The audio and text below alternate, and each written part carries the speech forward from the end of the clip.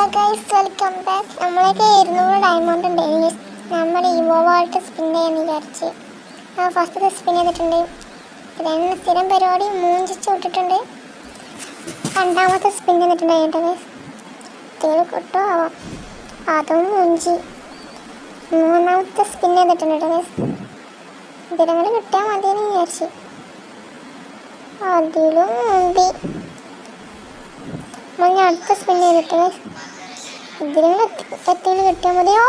Back കിട്ടി മോനെ, സീന്നെ സന്തോഷമായി മക്കളെ, ഏക്കെ കിട്ടി എൻ്റെ മോനെ.